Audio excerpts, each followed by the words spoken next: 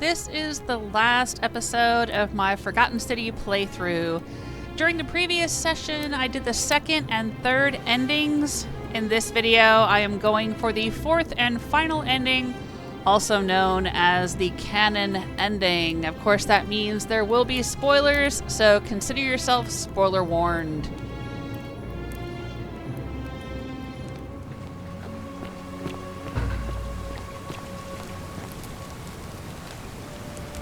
Salve, friend.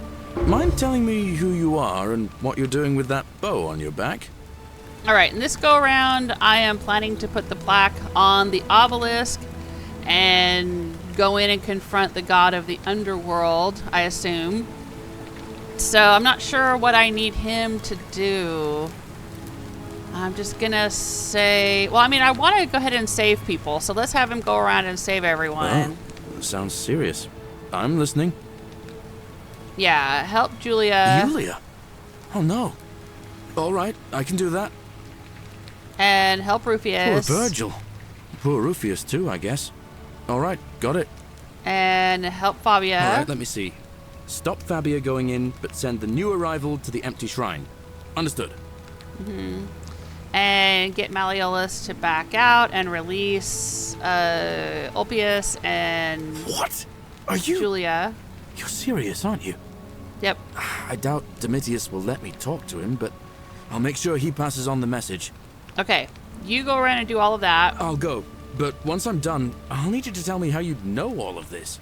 And then I also heard that there is an achievement for helping him to romance Equitia. And that's to somehow get onto that island and pick that flower. I'm gonna try it.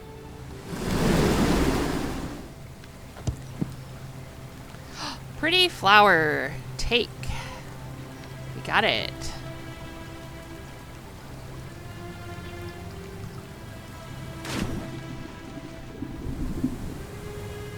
Now we're supposed to be able to talk to Galerius about the zip line, and he'll ask for the flower so he can give it to his beloved.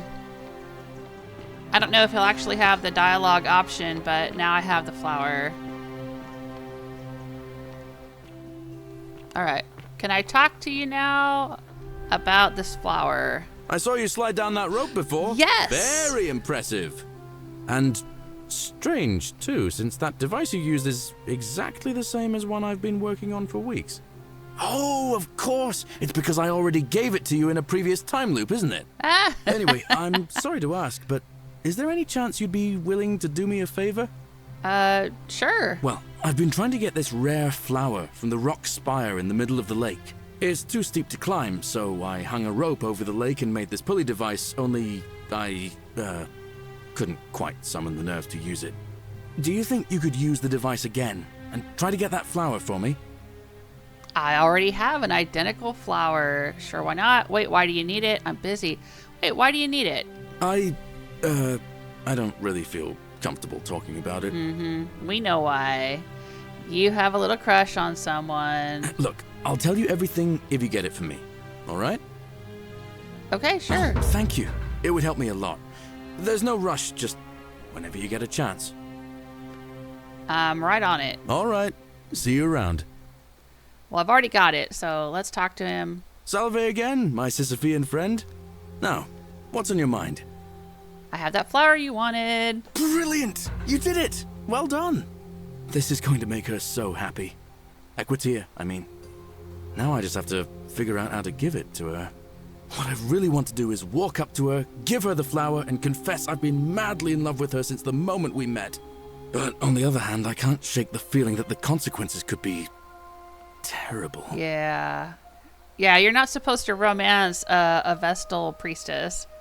What's the worst that could happen? What breaks the golden rule? You mean, aside from her execution? And that too. You see, Equitia is a Vestal priestess, meaning she's taken a vow of chastity, the breaking of which would be an extremely serious affront to the gods and a capital offense. Even if she was just suspected of being unchaste, it could lead to her execution. Unchaste Vestals get buried alive. Oh, and I'd get flogged to death for good measure. Yep, that is At the true. same time, she's just so kind and graceful, and I feel so much love for her that if I don't tell her, it'll burn a hole in my chest. I don't know what to do. What do you think? What would you do? Oh my gosh, I think you should tell her Don't how you believe feel. a word they tell you. Opius, come on, man. We're in the middle of a conversation here. Consequences be damned. I think you can admire her discreetly from afar. If you really love her, you need to get over her.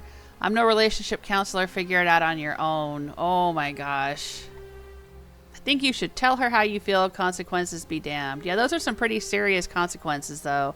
But I'm curious what'll happen if I say this. Now that I hear you say that out loud, I hear how crazy it is. I think maybe I need to be a bit more cautious. Good for you. What I need is a go-between. Someone who can tell her how I feel and find out how she feels without risking her life. Someone like me? What do you say? Do you think you could help me one more time? Absolutely, my dude. Wonderful! Now, all I need you to do is give her the flower and tell her it's from a secret admirer. Tell her I'll keep my distance and that I just want her to know that she's loved. That's sweet. I'll do it. Thank you. Come back as quick as you can and tell me what she says. This guy. Oh, she's right here around the corner. She probably heard everything. Hey, Equitia. Ave. A new face. Ave, and may Vesta watch over you. I'm Equitia. To what do I owe the pleasure of this visit? Someone wanted me to give you this flower. Oh, how lovely. It just happens to be my favorite, too. Who do I have to thank for this? I'm supposed to tell you it's from your secret admirer and that they'll keep their distance. They just want you to know that you're loved. I see. So, it's from Galerius, then? She already knows. Of course I do. I think everyone in the city knows. That man is a wonderful human being and my favorite person in the world. But he is the least subtle secret admirer you could imagine. The way he looks at me with those puppy dog eyes. Plus, he's been trying for weeks to get his hands on this flower. He went to so much effort, too. Suspending that rope above the lake, inventing that pulley device all on his own. He'd just stand there each morning, looking at the flower, trying to summon the courage to seize it. Oh, my heart. Oh, this is so sweet. So what should I tell him? Tell that adorable oaf that my Vestal's vow of chastity ends once I turn 36. So if we ever make it out of here, and he doesn't mind waiting a few years, then tell him I love him too. Oh, I'm sure he'll be happy to hear that. I hope so. Unfortunately, we already know that he's not going to make it out of here if we go with the third ending. He's going to go try to take Dooley out of the cage and get turned into a gold statue while Equitia escapes. But in this go-round, we're not going to do the third ending. We've already done that. So let's go try to save everyone. Soon, I hope. I'm hoping that if I put the plaque in the obelisk up there, then I'll be able to save everybody. But let's go do this Galerius thing first. Which I didn't even know was a thing, but I just happened to find out about it online. I was looking at my Steam trophies to see how many of them I had for this game, and saw the trophy for this little quest here. Salve again, my Sisyphean friend. Now, what's on your mind? I delivered the flower to Equitia for you. Thanks. What did she say? She knew it was from you. She asked me to tell you that once she turns 36, she's allowed to marry and that she loves you too. Venus, that is the best news I've ever heard in my life. Oh, thank you. Thank you so much. You have no idea how happy you've made me. I wish there was something I could do. Oh, we got a trophy. Thank you properly, but I don't have much to offer you. All I can do is tell you where there's a secret stash of coins you might be interested in.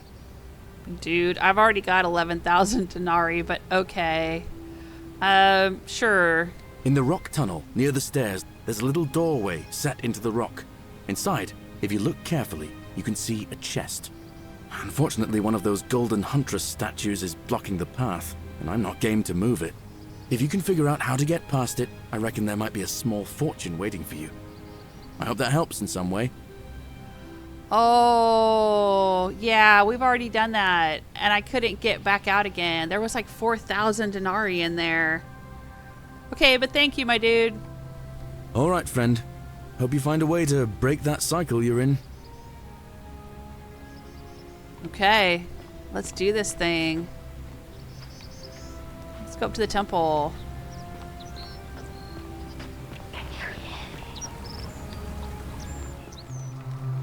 All right, this is it.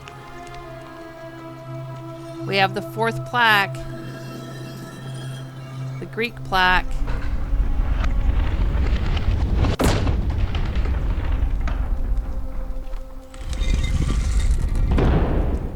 Oh. We can enter the Great Temple.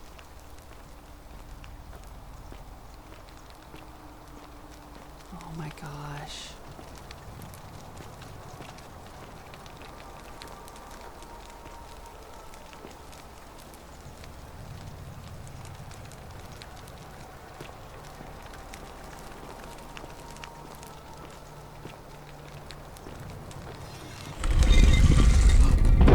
Oh shoot, it's closing behind me.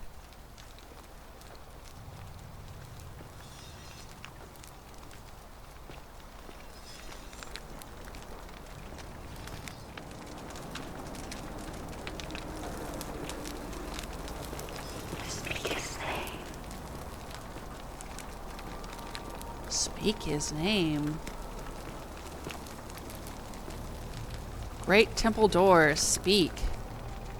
Hades, Lord of Many, grant me an audience.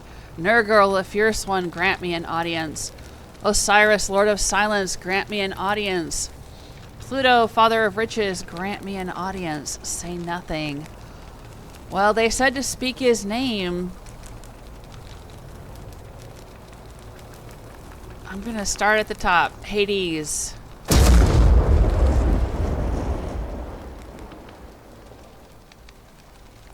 Alright, Nergal.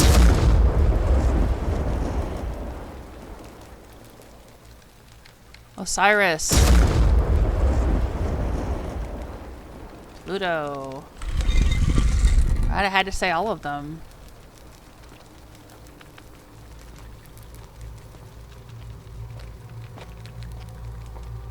Oh man, I'm so nervous. It's all been building up to this.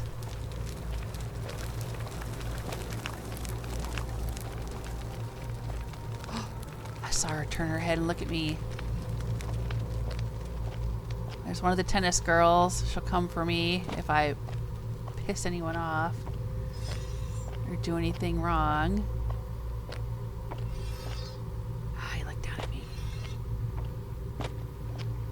Not much further. Not much further, she says. Oh.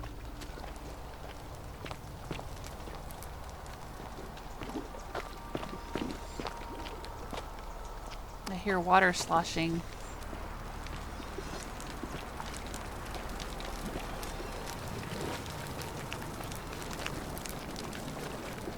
Great temple doors, speak.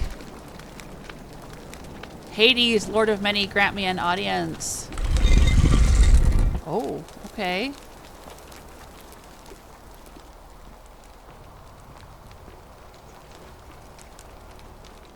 We're in the Egyptian part here.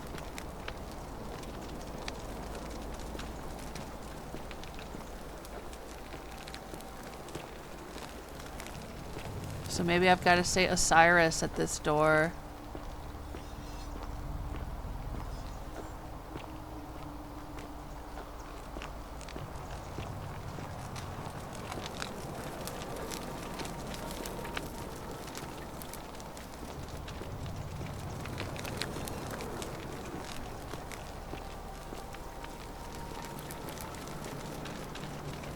I will say Osiris, Lord of Silence, grant me an audience. Okay.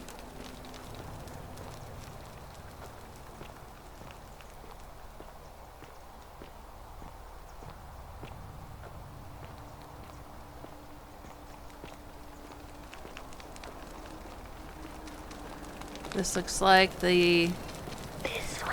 Sumerian section.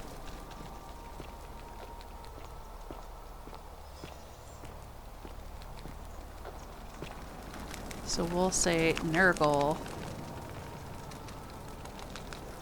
Nurgle the Fierce One, grant me an audience.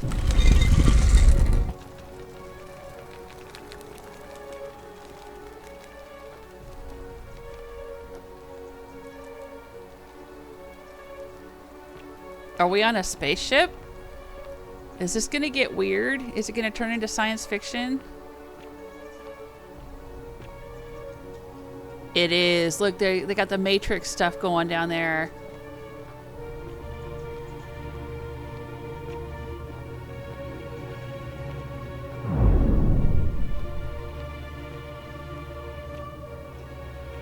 Honest to God, is this a spaceship? Oh, the writing looks Sumerian.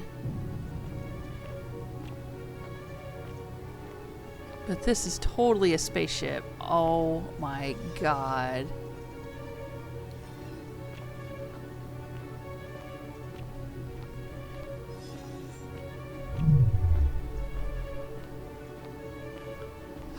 And there's Earth.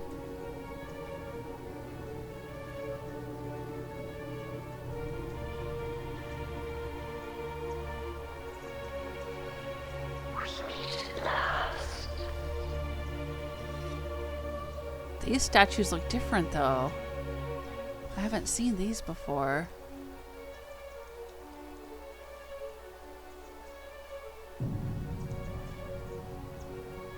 There's the tennis girls. What in the world? Who's that? And that?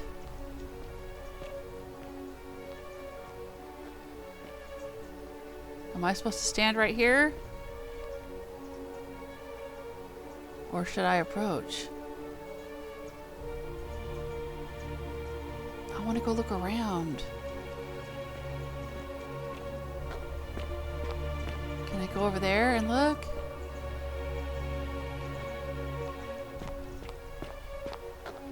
What about over there? Is that a spaceship? And here you are. Allow me to introduce myself. As you have already gathered, I've been known by many names. Nergal to the Sumerians, Osiris to the Egyptians, Hades to the Greeks, and Pluto to the Romans. But the one constant through it all has been my title, God of the Underworld. And I've been watching you with curiosity, mortal, ever since your arrival. You're unlike the others, aren't you? And what is more, you carry a weapon that was never intended for mortals to wield, and you do it so brazenly that there will be time for your reckoning later. First, as a reward for undoing the desecration of my obelisk, I will allow you to satisfy your curiosity. Ask what you will. He's got white fingernail polish. What's your story? What is this place? Are you responsible for the Golden Rule? I don't have any questions. Yeah, I got a ton of questions. All right, let's start at the top. What's your story? My story is many thousands of years long. You will need to be more specific. What do you wish to know? You're a god? Why do you look and sound like a man? Who is the woman on your left? Who is that on your right? Let's talk about something else. All right, I hope I can ask all of these questions. You're a god? It is a matter of perspective. God is a label I was given by you mortals, not one I gave myself.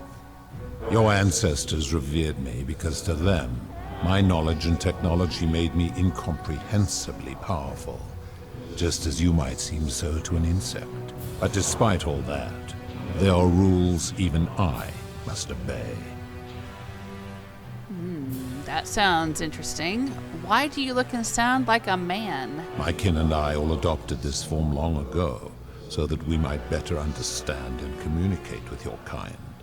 In time, we grew fond of the sensory delights it affords. Desire, joy, ecstasy, even rage and sorrow, while an acquired taste can be addictive. May I see your true form? No. Long ago I swore to Proserpina that I would remain in this form for as long as we remained among your kind. I must honor that.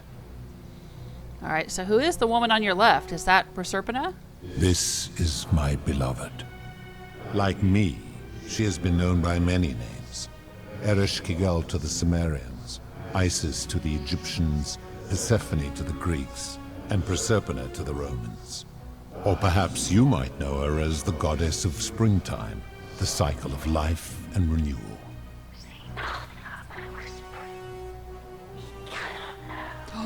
So it has been her the whole Your time. gaze lingers too long. Sorry. Who is that on your right? That is my servant. Charon? You would have met by the Yeah. river, though she wears many faces and goes by many names. Kumutabal to the Sumerians, Kurti to the Egyptians, Charon to the Greeks, and Charon to the Romans. Her role is to ferry souls between the mortal world and this one, and to make their transition as seamless as possible. For that, she earned herself the infamous, if erroneous, moniker, the Ferryman. You will talk more later. For now, ask your questions. Okay, let's talk about something else. As you wish. What is this place? It has come to be known simply as the Underworld, and it exists because of a wager I made long ago. What was the wager? That is a long story, one that began over 3,000 years ago and continues to this day. You see, long ago my kin and I set out from our home on Elysium to search for other forms of life among the stars. We discovered your planet and witnessed your kind evolving from primates into something lawless and barbaric. You all but destroyed yourselves, your 2 short lives being extinguished by violence and ignorance and disease. Yet Proserpina saw raw potential in you, and persuaded the rest of us it would be squandered without our intervention and stewardship. So we revealed ourselves to your people in a place called Sumer. We offered guidance in agriculture, toolcraft, and law, and you called us gods. For a time you flourished, but soon you were too many for us to oversee. And as you spread from that cradle of civilization, we saw something disturbing. We had sown the seeds of dependency and confusion, and soon you returned to your old ways of violence and ignorance, this time in our name. My kin had seen enough, and gave up on your kind, condemning you as barbaric and chaotic, scarcely more than animals. We began preparations to return to Elysium, our home world, a utopia unspoilt by conflict and unimaginable in its beauty. But my Proserpina could not bear to abandon your kind without guidance, and knowing it would force the rest of us to leave her behind, she made an extraordinary sacrifice. She gave up her immortality to descend permanently to the ranks of humankind. And so she began her inescapable trajectory toward death. Horrified, I acted swiftly. I placed her in suspended animation in a deep frozen sleep to prevent age and sickness from claiming her. And then I pleaded with Proserpina's father, who the Romans called Jupiter, to bring her with us to Elysium. It was and is my hope that once there, we might one day learn to undo what she has done to herself. But he refused. I did everything I could to persuade him, but he would not relent. He would rigidly uphold his final pronouncement. Humans were unworthy of ascension to Elysium, and no exceptions would be made. But seeing that I was aggrieved, he proposed a wager, the terms of which were as follows. If even one human city could prove itself capable of living without sin for a single year, then Proserpina and all of humanity would be permitted to join us in Elysium. My part would be to remain behind, the last of my kind, to watch over you, without interfering, and to sit in silent judgment. And so my reward has been to languish here, enduring a 3,000-year winter, waiting for the day your kind proves itself worthy of her faith in you, so that I might take her with me to Elysium and unthaw my goddess of springtime. And here I am, after all this time, still waiting. Wow, this is quite the story. Who are your kin? There were also gods who, like me, have been known by many names, but perhaps you knew them by their Roman names. Our leader Jupiter, as well as Neptune, Saturn, Juno, Minerva, Mars, Venus, Apollo, Diana, Vulcan, Vesta, Ceres, and of course, my beloved Proserpina. Who built the city? As the first wave of your kind arrived from Sumer, I had them build a city in their own fashion, so that they might be comfortable and recreate their lives here. I had them build the entrance as a vertical shaft leading to baths, to cleanse them of the sins of their former lives, and to prevent escape. I watched wave after wave of Sumerians arrive, and as their civilization declined over the centuries, they were replaced by Egyptians. Of course, believing themselves to be the superior civilization, the Egyptians promptly built over what had been built before, and made all the same mistakes. After another 1,000 years, the Greeks began to arrive, and then the Romans, and they all did the same thing. They built upon the underworlds of their predecessors, renamed their gods, and ensured their foundations were forgotten. How did you decide who comes here? To ensure the wage was fair, it was important that my subjects were chosen at random. To this end, I had my servant distribute 1,000 tokens fashioned from silver, a rare element at the time, across all of Sumer. Whoever died while in possession of one of them would be located by my servant and ferried to this place, with no memory of how they arrived. As the tokens were discovered, they were traded, smelted, and fashioned into trinkets, and eventually coins, spreading to Egypt like seeds on the wind. Later, when they spread to Greece, they would come to be known as Charon's obol, or as coins for the ferryman. Some placed coins in the mouths of their dead, hoping they would awaken here, though they had no way of knowing which coins were fashioned from the original tokens. In fact, almost all of the tokens are accounted for, only 2 remain. And so after this wave destroys itself, as it is destined to do, your kind will have squandered the last of its potential to ascend beyond this rock, and Proserpina's along with it. So no pressure. I'm not just saving the world, I'm saving the souls of all of humanity and Proserpina.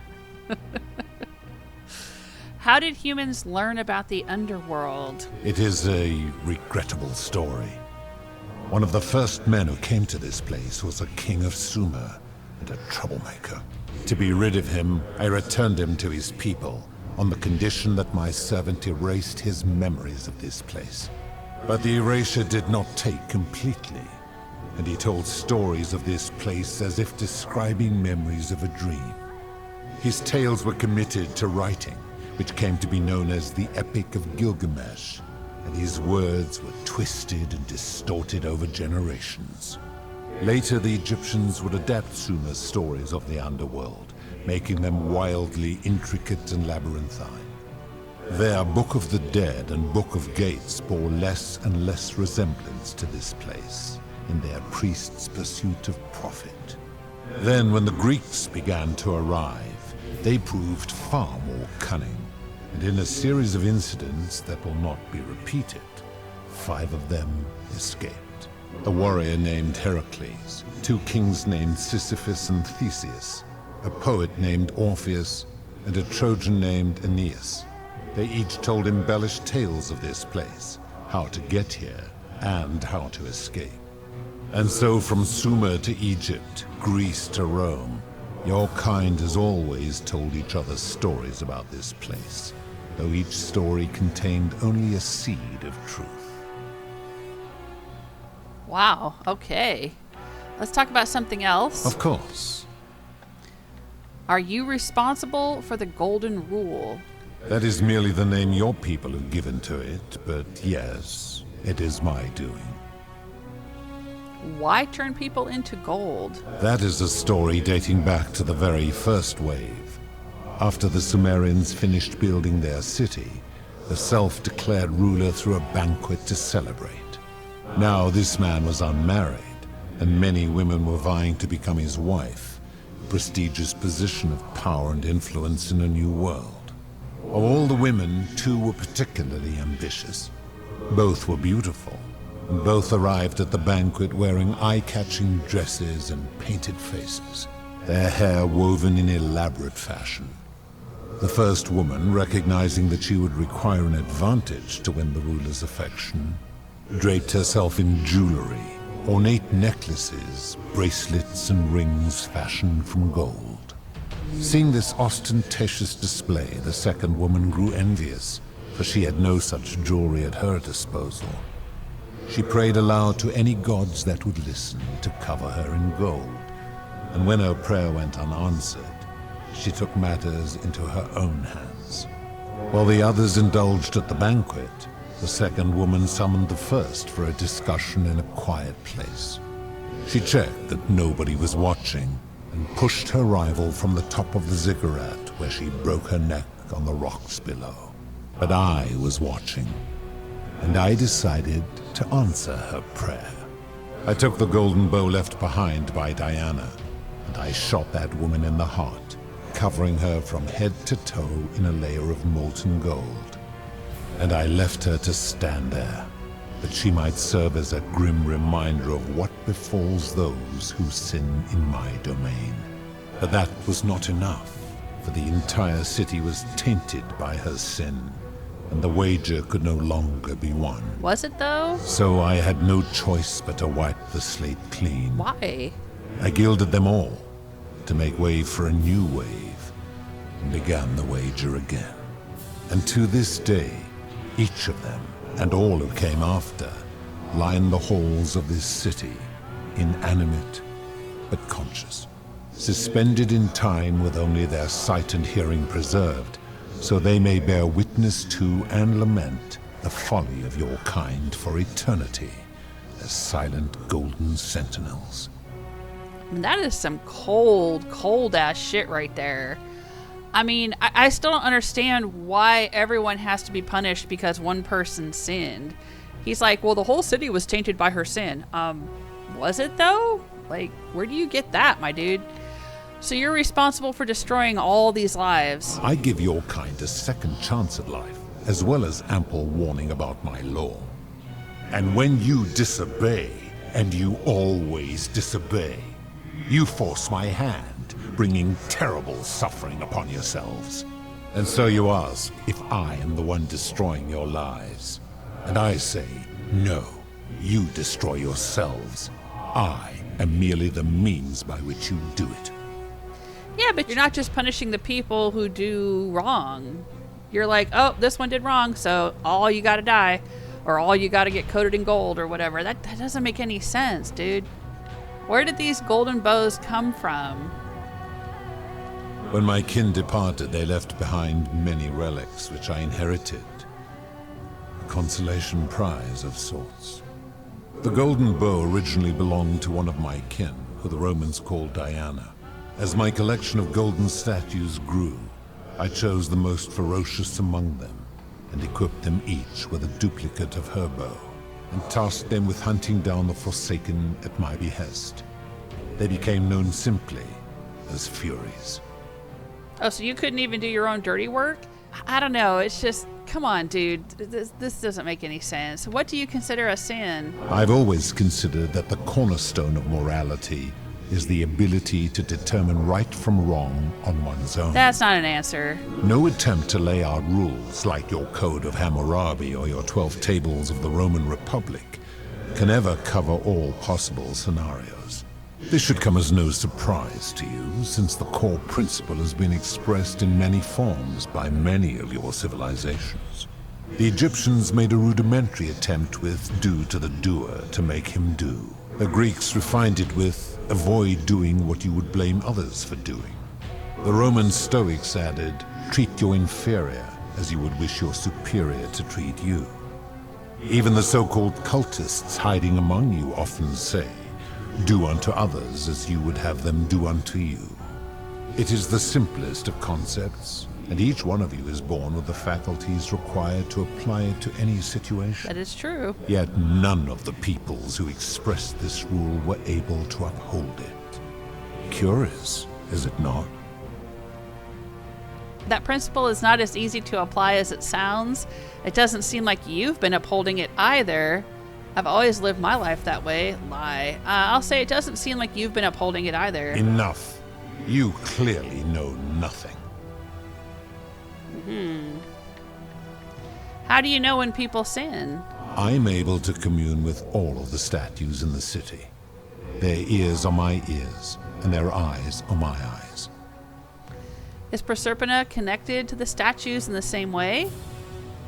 If she was still conscious, I suppose she could, but she's not. Why do you ask?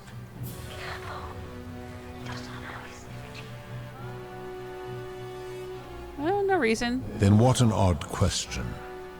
I've seen some terrible things here that you didn't consider a sin. How could you let them happen? Do you plan to speak in sweeping generalizations, or are you going to give me an example? Okay, I got a list, my dude. Suicide, price gouging for life-saving medicine, a scam, debt bondage, experiments on the golden statues, abduction. Yeah, all right. Let's start at the top. Suicide. I've seen no such thing, but in any case, taking one's own life is a self-directed act.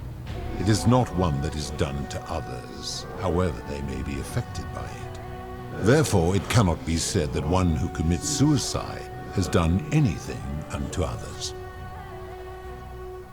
Fair enough. That seems like an extremely literal interpretation of the rule. I disagree with that.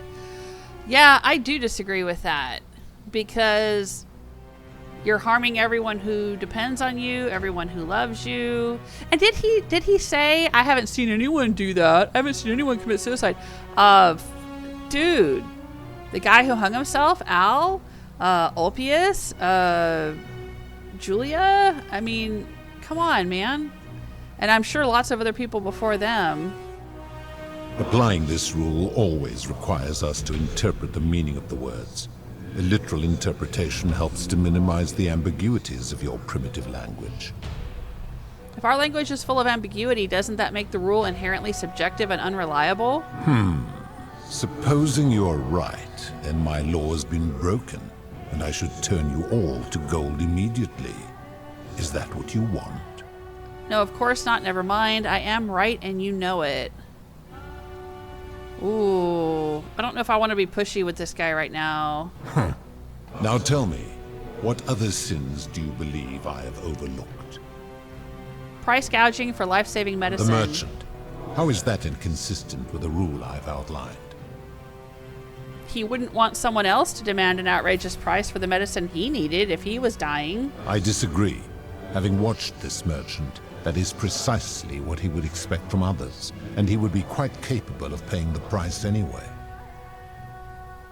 You can't know what he would expect. You're just speculating. Applying this rule always requires speculation to some degree. It requires us to ask what another person would want if they found themselves in another situation. Doesn't that make it inherently subjective and unreliable? Not if we're wise enough to know the mind of man. And you think you know the minds of other people? Supposing you're right, and my law has been broken, and I should turn you all to gold immediately. Is that what you want? No. Now tell me, what other sins do you believe I have overlooked? A scam? Ah, the tavern keeper, yes? How is that inconsistent with the rule? She wouldn't want someone else to sell her hemlock if she thought she was buying a means of escape. I disagree. Having watched that tavern keeper, that is precisely what she would expect from others. She would view it as a game, one she intends to win. So basically, you're saying that the golden rule is bound by the narrow minds of whoever it is we're dealing with. So if I'm dealing with somebody who's very selfish and they expect me to be selfish, then I should act selfish. That doesn't make any sense, dude. You can't know what she would expect. You're speculating. I'm going to say I disagree. Supposing you're right, then my law has been broken, and I should turn you all to gold immediately. Is that what you want? No. Now tell me, what other sins do you believe I have overlooked? Debt bondage. You speak of the moneylender. How is that inconsistent with the rule? He wouldn't want to be trapped in a 30-year labor contract because of a loan. And he would never have signed a contract pledging his labor for 30 years. How do you know that? All he did was enforce the terms of a contract signed voluntarily by others. The whole concept of debt bondage, like slavery, is unethical. It's illegal under international law where I'm from. Ignoring your irritating sense of moral superiority, this is interesting. I'm curious, how do people escape poverty where you're from? It's customary to take out a loan, buy a house, and in some places to pay for an education. I see. And how long might it take such a person to repay their debt? It depends. Typically decades, sometimes their entire life. And he's going to say, well, how's that any different than being in debt bondage? I fail to see how your system of loans is significantly different to a debt bondsman signing over his labor for 30 years. Yeah. It's not the same thing or fair enough. I mean, fair enough. Now tell me, what other sins do you believe I have overlooked? Experiments on the golden statues. The midwife in the palace, yes. How is that inconsistent with the rule? She wouldn't want to be experimented upon if she was gilded. The rule is do unto others, meaning other people. Those statues are something else now. Bloodless shadows, mere shapes of their former selves. That's not true. They are forsaken. What happens to them is no concern of mine. What an asshole, man. I see. Now tell me, what other sins do you believe I have overlooked? Abduction? Abduction? You mean the magistrate imprisoning his daughter in the cistern, I take it? He did so because she sought to escape. A sin I take particularly seriously. Better that he stops her from escaping, albeit brutishly, than I have to wipe out this entire city to punish her. Wouldn't you agree? Yeah, and why would you need to wipe out the whole city to punish her? Why not just punish her? Man, what a dick. Supposing you're right, then my law has been broken, and I should turn you all to gold immediately. Is that what you want? And if I say I'm right and you know it, and he gets mad and turns everyone to gold, I don't want that to happen. So I'm going to say no, of course not. Now tell me, what other sins do you believe I have overlooked? Okay, I'm going to say this. It's no wonder people say the gods are cruel. This just shows how unreliable and subjective your moral code is. You're no better at judging right from wrong than any human. Do you honestly think you could do better? Yes. No, but that's my point. Nobody's grasp of right and wrong is so perfect that they can be trusted with all of this power. You've become a tyrant. Oh, yeah, let's say that. I should strike you down for that. And if you did, you'd be proving my point. Enough talk, I'm going to end this, draw the golden bow. Enough talk, I'm going to end this, draw the wooden bow. And if you did, you'd be proving my point. Now, did you have any other questions before your reckoning? Sure, let's talk about something else. Very well. Oh, well, I guess I've got nothing else. That's all the questions I had. Good. Then now it is time for your reckoning. Only, it seems, something is wrong. It has long been within my power to see into the hearts of mortals and weigh their deeds in life. But when I peer into you, I see only a blank slate, as if you did not exist until you appeared in this city. How is this possible? Charon, where did you find this one? I do not remember ferrying you. How did you come here? I'm from the future. Maybe you're getting forgetful in your old age. I guess I'll say I'm from the future. If that is true, then I sense the intervention of someone powerful. How did you come to be in this time, mortal? Who brought you here? He cannot know. Proserpina, I was hoping you could tell me. I came here on my own. I'll say I was hoping you could tell me. I do not know. My kin departed long ago, and Proserpina has slumbered for 3,000 years. Shouldn't you know as the god of the underworld? Tread lightly, mortal. Enough of this. It seems I will need to put your reckoning on hold for now. But answer this. Why have you come here? What is it you seek? I'd like you to put an end to the golden rule. I just want to get out of here. I'm here to kill you. I'm here to kill you. Never mind, I'll be going. I want you to put an end to the golden rule. Your hubris is amusing, so I will allow you to make your case. But I warn you, if you anger me or waste my time with lies or wrong-headed arguments, you face death here. So, tell me, why should I put an end to the so-called golden rule? Because you're not following it. If you're doing this for love, you should know that Proserpina doesn't love you. How can you expect us to live without sin if you can't do it yourself? The golden rule is corrupting this city and ensuring you'll never win the wager. Enough talk, I'm going to end this. Enough talk, I'm going to end this. Ooh. I mean, yeah, if you're supposed to do unto others as you would have them do unto you, would he want to be in that situation? Like if one of his family members did something wrong and then he got punished for it, he wouldn't like that. How can you expect us to live without sin if you can't do it yourself? I'm going to start there. That is a very serious accusation, mortal. What sin have I committed? What evidence do you have to support it? Didn't you abduct Proserpina and imprison her here? You've trapped people in this city against their will. You've given terrible punishments to hundreds of people, some for minor sins and some who committed no sins at all. Never mind, I'd like to change my argument. Yeah, you've given terrible punishments to people who did nothing. Every one of those people was guilty of failing to ensure their peers lived virtuously. That wasn't part of the golden rule. They failed collectively, and so they were punished collectively. The Romans understand this, as did the Greeks before them. But that's not part of the golden rule, dude. It's not do unto others as you would have them do unto you and make sure everyone else does the same thing. Like, that's not part of the golden rule. Where I'm from, collective punishment is considered one of the most egregious crimes there is. If our positions were reversed, you wouldn't want me to punish you for the sins of other people. Yeah, I must say that. Ah, but I'm a god, and you are a mortal. Why would you expect me to treat you as I treat my own kind?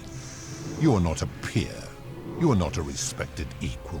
Let me ask you this. Do you treat insects as you wish to be treated?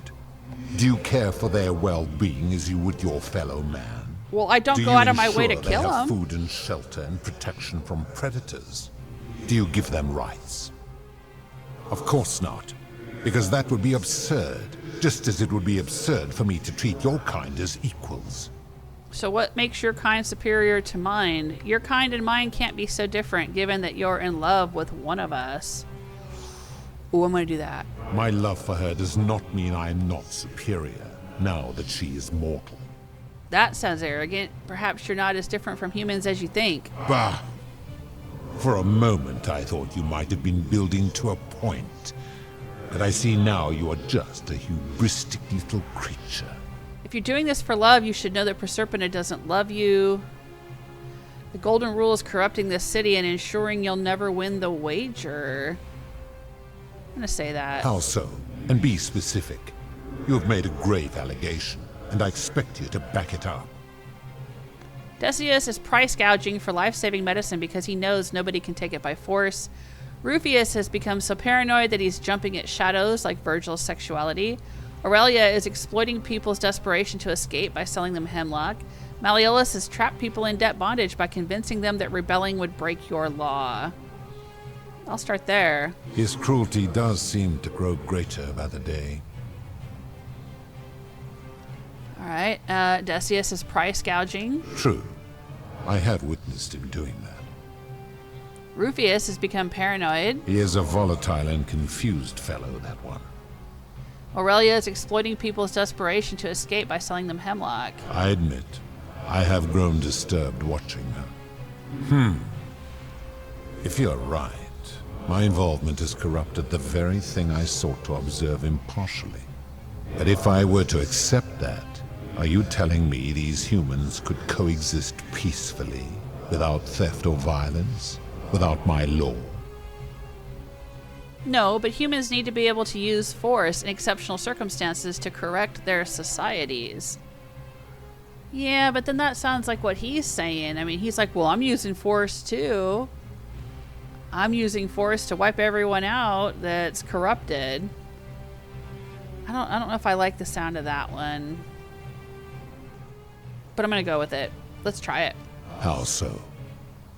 We use violence to discourage bad behavior, to neutralize criminals, and overthrow tyrants. And how is that working for you? Where I'm from, 2,000 years in the future, it's working pretty well. On average, life expectancies are climbing and crime rates are declining. So you say, and yet your world is still imperfect. It's getting better all the time. One day we'll get there. Our world will always be imperfect, but the kind of force required to create a utopia will inevitably result in tyranny. Yes. You have spoken eloquently, and yet, if what you say is true, it follows that my wager was fatally flawed from the beginning. Yes. But that would mean Jupiter, Proserpina's father, who knew more about you than anyone, proposed a wager I could never win. Right? Why would he do that? Duh, dude. Perhaps he made a mistake. Perhaps he wanted you to abandon the wager so Proserpina would be free from you. Perhaps he felt threatened by you and didn't want a potential challenger in Elysium. Perhaps he left you behind because even your own kin didn't want you. Ooh, that's cold. I don't want to say he made a mistake. I don't think he did. I think he knew that he would have this guy trapped here.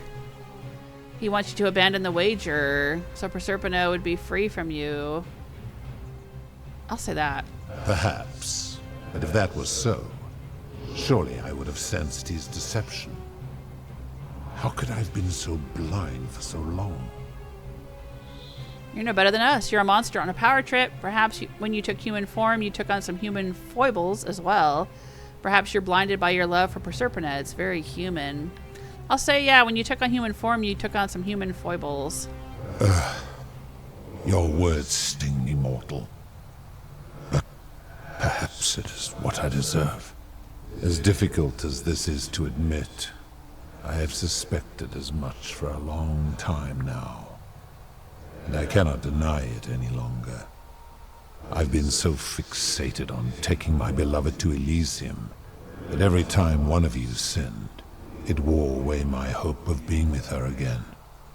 In time, I began to despise your kind for making her believe that you could ever be better than you are. But my rage was not born of malice, quite the opposite. Everything I have done, I did because I loved her. Who knew this empathy of yours, which you celebrate so much, could have such a dark underside?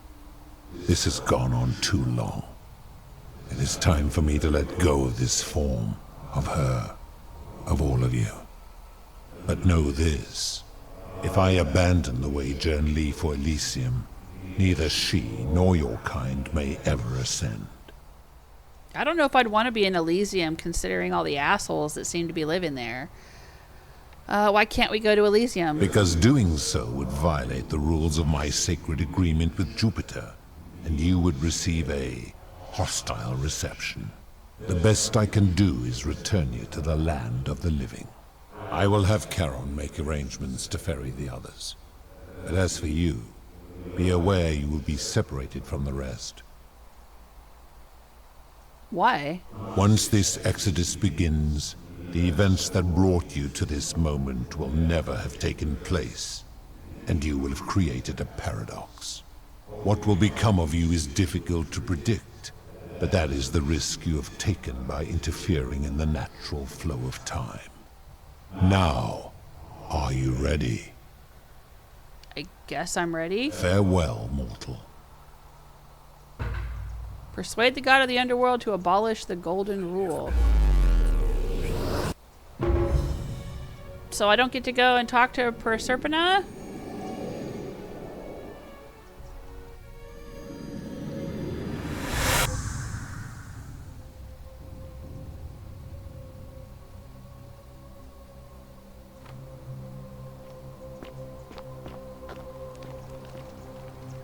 Oh!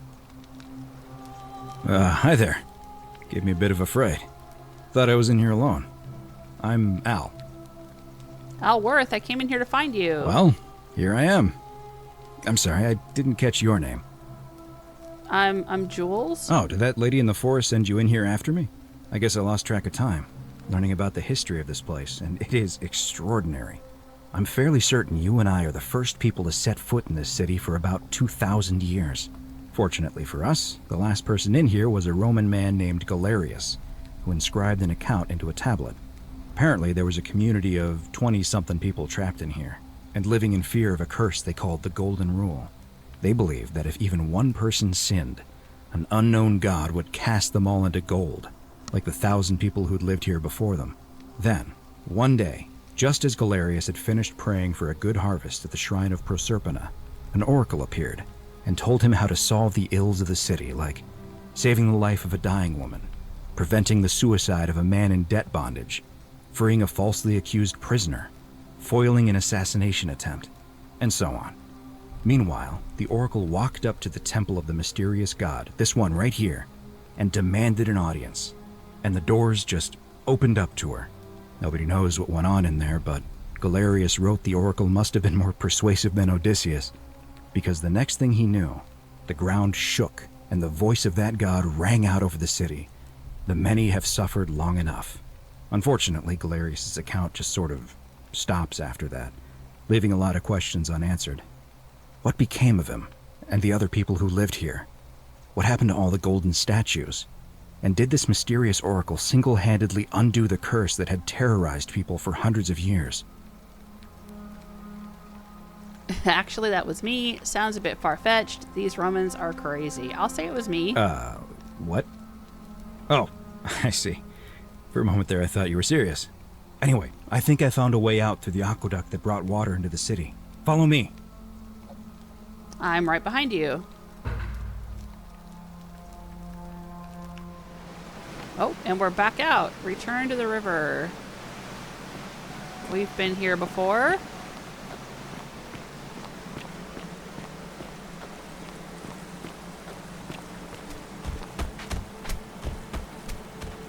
And he's gonna board the place up. I'm gonna pause here for a moment and make sure nobody else has ever lured into this temple. Okay, You sounds go on good. ahead. I'll be there soon.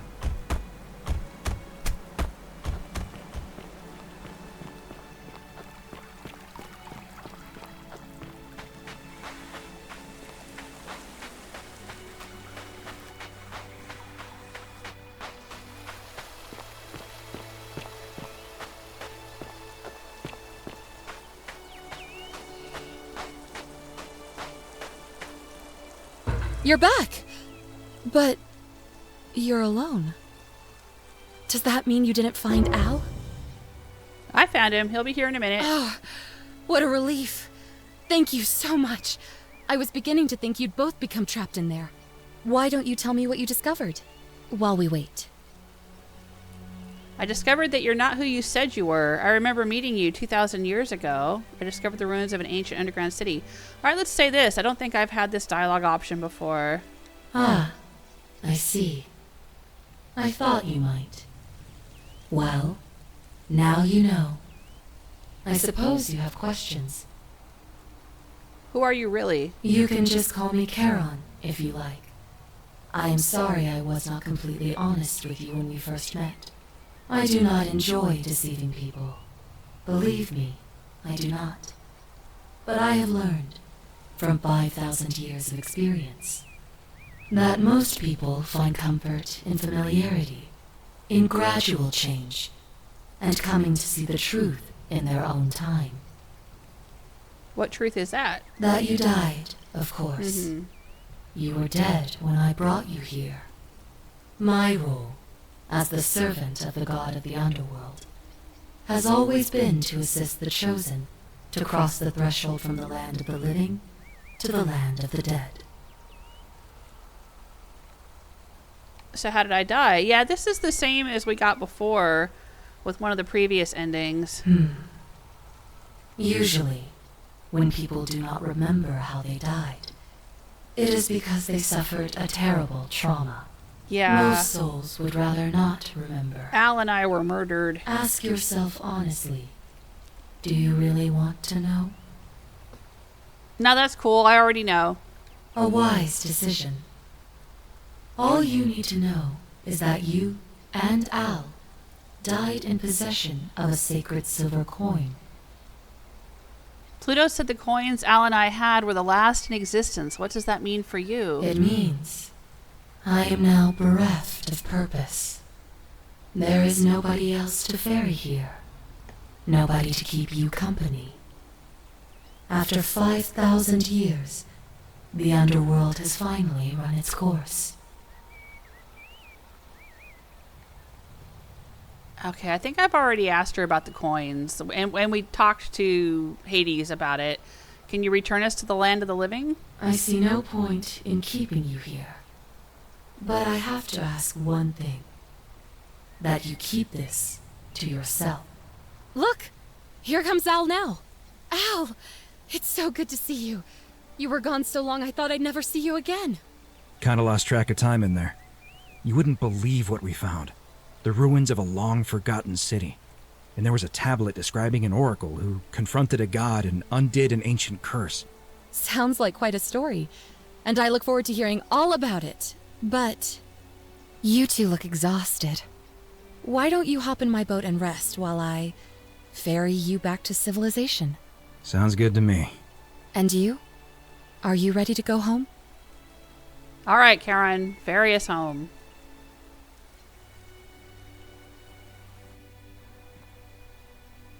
One year later.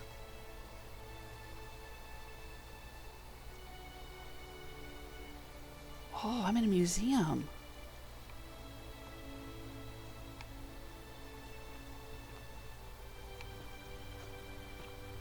Oh, this is cool.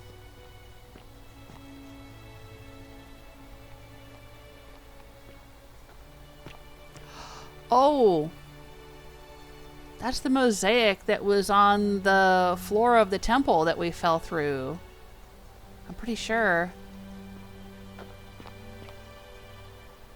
Currently exhibiting ancient Rome, ancient Greece, ancient Egypt, Sumer.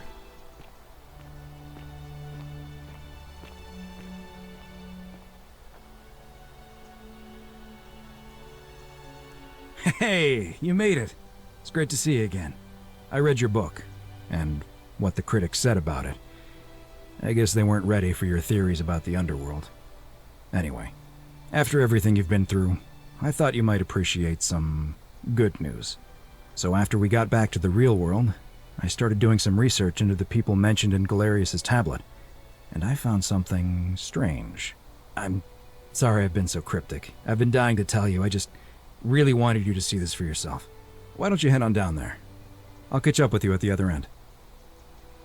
Okay, but I want to look around the museum. I love museums.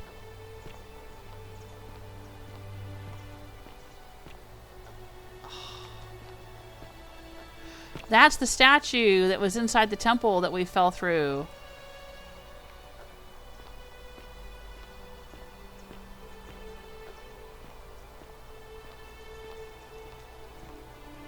Oh, there's one of those little shrines. Galerius? You're finally here. Remember me? What are you doing here? It's a crazy story. After you disappeared, Charon appeared and told us she was returning us to the world. Even gave us some coins to help us start our lives over. Only, for some reason, she returned us to your world instead of ours. Oh my gosh! Anyway, I know we only ever had that one conversation, and I wasn't even sure if you'd remember me, but I wanted to say thanks for freeing us from the Underworld and giving us a second chance at life. Oh man, I am so happy. I am crazy happier than I should be. I know this is just a video game. But I'm tearing up. Oh my gosh. What are you doing with yourself these days? You're with Equitia now? It's good to see you again. Yeah, I'll see that. Of course. There's a whole museum full of people waiting for a chance to thank you. So you better keep moving. We'll speak again soon, my friend. No, I want to talk to you. Oh, I got the oracle. Assemble as many people as possible in the museum. But I want to talk to you again. Back again? What's up? What are you doing with yourself these days? Oh, I used Charon's gift to buy a farm in Umbria. Got a villa on it too. With enough room for Dooley, of course. With Dooley? It's hard work, Oh my but I God. sleep soundly every night. I'm finally my own man, and I wouldn't change it for the world. You're with Equitia now? I know. I can't believe my luck either. But we're engaged and living together. We're planning to get married next spring.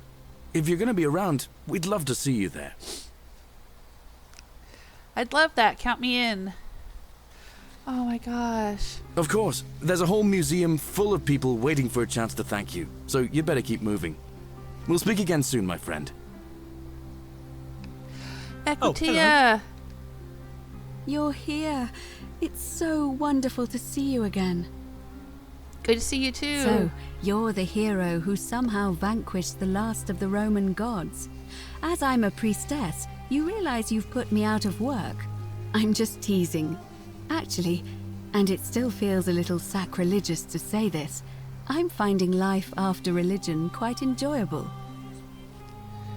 What are you doing with yourself these days? Galerius and I are engaged and expecting. We've just bought a lovely villa in the countryside with room for a large family, and Dooley too, of course. It feels like the world has just opened up for us.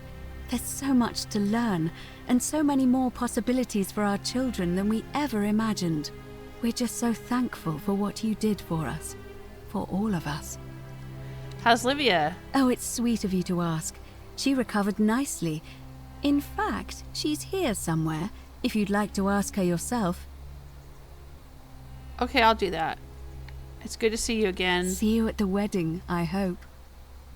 Oh my gosh. Is this Dooley? Dooley! There she is. Hello, I'm Dooley. I remember who you are, Dooley. Galerius said you're very nice and a big helper. Thank you for getting us out of the bad place. I didn't like it. What are you doing with yourself these days? I live at Galerius and Equitia's house. They look after me now and help me remember when I forget things, like brushing my teeth. I'm sorry you never found your treasure. Treasure? Oh, I forgot about that. I like my box now. Galerius got me a box that tells stories. A television? It's my favourite thing. Story boxes are great, aren't they? Yeah, they're fun. Oh, it's so good to see you again, Dooley. Bye-bye. Alright, so who else is over here? Who's this? Julia. You're the Oracle, right? Yeah, Jules is fine. Oh, of course, sorry. And I never got a chance to thank you for telling Galerius how to save my life. And of course, getting me and all of us out of a terrible situation. Man, I am such a sucker for a story like this. I've said it before when I've played other games like the Outer Worlds or Fallout 4, Far Harbor, the DLC. I mean, there's games where you go around and you help lots of people, and then you have this moment in the storyline where everyone turns around and helps you because you helped them. And I'm such a sucker for that. What are you doing with yourself these days, Julia? Oh, I barely recognize myself. I'm living in a house share in London with my wonderful girlfriend. And I'm studying English at university. Eventually, I want to travel the world and write about it. Turns out, it's about 30 times bigger than the Roman Empire ever was. Did you know there are entire continents Rome never knew existed? And you can travel almost anywhere in an aircraft, which is rather like flying on a Pegasus, but much more comfortable. Oh, sorry, you already know all that, of course. I'm just so excited. There's so much to see and learn and write about. Yeah, the world is pretty amazing, and I think we forget that sometimes in the modern world. Seeing the world through fresh eyes sounds wonderful. I have noticed people from your time have no idea how fortunate they are. Yeah. I hope to change that. One day. Whatever happened to Malleolus and Claudia? Last I heard, Malleolus kept insisting he was the last rightful ruler of the Roman Empire, and wound up being committed to a psychiatric hospital. As for Claudia, Oh my gosh. she was always so viciously unhappy. Someone said she'd blown all her money on wine, trying to drink herself back to the underworld. After the horrific way they treated Ulpius and me, I can't help feeling a sense of... what's that German word? Schadenfreude? Yeah. I think you're allowed to feel that way. Sounds like they got what was coming to them. Yeah, I think you're allowed to feel that way. Thank you. You're very kind. Whatever happened to Aurelia? Ugh. Someone told me she was boasting about getting her claws into some rich prince, and how she was going to be living the high life from now on. Even in your time, life still isn't fair. Apparently he'd proposed before they'd even met. And last I heard, she'd bought herself a first-class one-way ticket to join him in some exotic place called... what was it? Nigeria? Some people have all the luck. She was scammed. She was scammed. Don't worry, something tells me she's going to get what she deserves. As the Oracle, I foresee terrible disappointment in her future. Yeah, I'll say that. Really? Huh. I feel better already. Thank you. It was good to see you again, Yulia. You too. If you're ever in London, let me know. We can go to bars and drink wine and listen to the stories of the 9 million people who live there. I'll take you up on that. I hope so. And this is Lucretia. You are here. It's nice to finally meet you. Hey, Lucretia. Lucy is fine. I'm making an effort to blend in, as you can see. We are all trying to keep a low profile. If the world knew we died 2,000 years ago and were suddenly brought back to life 12 months ago, they'd never leave us alone. Speaking of which, I wanted to say thank you in person. I'd say the gods smile on you, but I hear you drove the last of them off. So... what are you doing with yourself these days? I'm studying to get into medical school. Oh, that's As awesome. much as I resented the responsibility of keeping everyone in the city alive, when it ended, I realized I missed it. So I guess I'll just keep saving the world, if begrudgingly, one patient at a time. It was good to see you, Lucy. You too. Don't be a stranger. And who is this going to be? Horatius. Hi there, I'm Horatius. Hi, Horatius. I understand we have you to thank for giving us a second chance at life, and reuniting Sentilla with us as well. So, thank you. I'll start at the top. What are you doing with yourself? I'm living up north and studying in the military academy in Modena. I'm going to be an officer one day. The world's changed a lot, but some things stay the same. Would you believe we're still studying military tactics from my time? Alexander the Great, Caesar, Hannibal Barca. Still, I have to keep challenging myself to let go of old ways of thinking and embrace the new. As Seneca wrote, the ones who pioneered our paths aren't our masters, but our guides. I'm sorry you never got to see your girl again. Ah, you remembered that. Thank you. I grieved for a time, but that's done. In the words of Epictetus, as those who rode behind triumphant generals remind them they are mortal, remind yourself your precious one isn't one of your possessions, but something given for now, not forever. Well said. Thanks. Oh, and I don't know if you've heard, but a few of us are going for drinks later. It'd be nice to, chat with you some more. Yeah, absolutely. I'll be there. Great. Whatever happened to your buddy Domitius? He's not my... Oh, I see what you did there. Good one. He had more trouble adapting than most. He got himself disqualified from the UFC. So he started some kind of underground blood sport tournament, like we had in Rome. Supposed appeal to people's baser instincts. And they say he made some good coin, killing a bunch of men like that. But his luck finally ran out. And his life along with it. You know what they say. Live by the sword, die by the sword. So he started a fight club and ended up dead?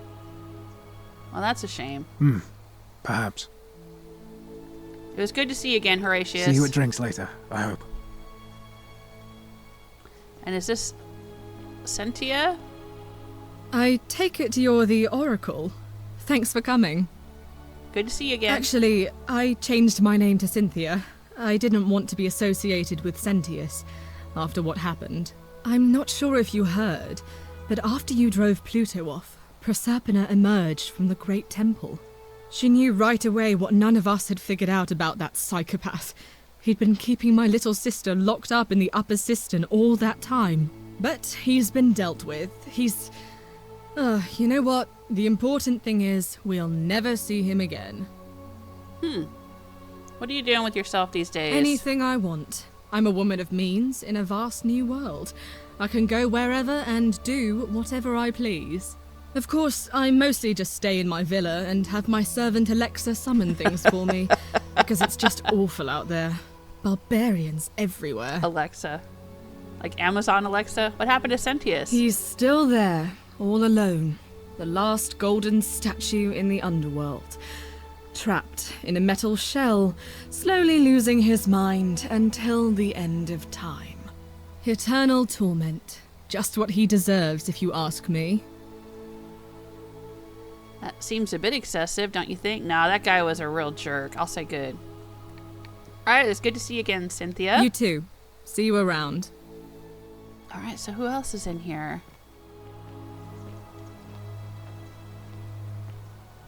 Georgius and his friend Fabia, and they're in front of the Demeter statue, the statue that was in the shrine to Demeter.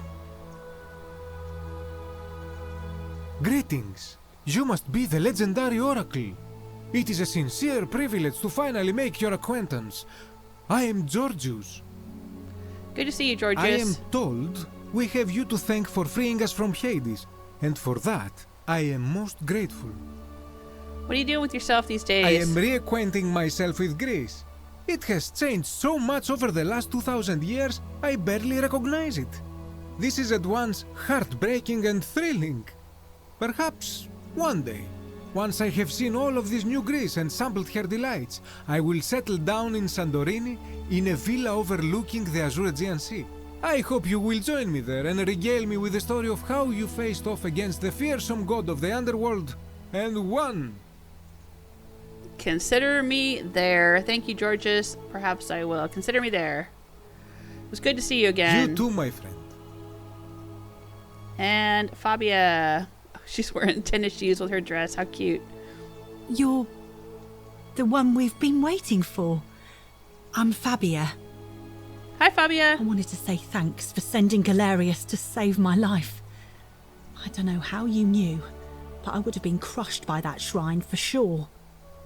You're welcome. I'm just so happy to be here with you and everyone together again, even if it's just for one more night. What are you doing these days? Well, it's not like I have to work with all the silver Charon gave me, so I just do what makes me happy. Mostly that means baking for my friends and looking at memes while binging TV shows in yoga pants.